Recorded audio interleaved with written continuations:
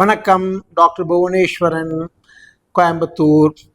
இப்போது எல்லாருக்குமே ஒரு புதுசாக ஒரு அறுவை சிகிச்சை பண்ணுறோம், இருதயத்துக்கு அறுவை சிகிச்சை பண்ணுறோம் அப்படின்னா இது ஓப்பன் மெத்தடுங்களா க்ளோஸ்ட் மெத்தடுங்களா அப்படின்னு ஒரு வார்த்தையை கேட்குறாங்க. அது என்ன ஓப்பன் சர்ஜரி, அது என்ன க்ளோஸ்டு சர்ஜரி? பொதுவாக சொல்லப்போனால் ஓப்பன் சர்ஜரி என்பது இருதயத்தினுடைய சர்ஜரி, அறுவை சிகிச்சைக்காக நம்முடைய நெஞ்சுக்கூட்டை திறந்து செய்யக்கூடிய அறுவை சிகிச்சைக்கு தான் ஓப்பன் சர்ஜரின்னு பேர். க்ளோஸ் சர்ஜரினா என்ன?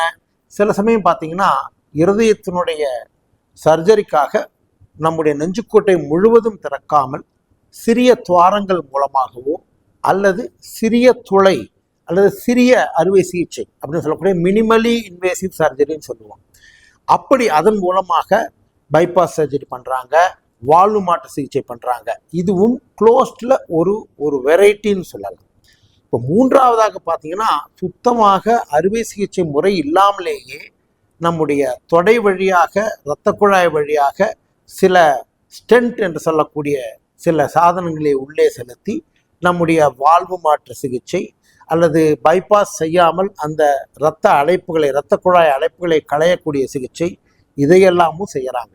இதற்கு தான் இது இன்டர்வென்ஷனல் கார்டியாலஜி என்று சொல்லக்கூடிய அந்த மாதிரி ஒரு இருதயத்துறை அதனுடைய வளர்ச்சி.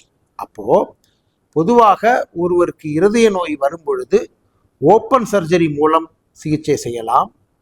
க்ளோஸ்ட் என்று சொல்லக்கூடிய மினிமலி இன்வேசிவ்னு கூட சொல்லலாம். அதாவது சிறிய அறுவை சிகிச்சை மூலம் அதை சரி செய்ய முடியும். மூன்றாவதாக இன்டர்வென்ஷனல் கார்டியாலஜி என்று சொல்லக்கூடிய பிரிவின் பிரகாரமாக அறுவை சிகிச்சையே இல்லாமல் தொடை வழியே இரத்த குழாய் வழியாக அல்லது சில சமயம் கைகளில் உள்ள இரத்த குழாய் வழியாக அந்த உபகரணங்களை உள்ளே எடுத்து சென்று நமக்கு சிகிச்சை பண்ண முடியும். இப்போ புரிஞ்சுட்டிங்களா? Open versus closed. வணக்கம்.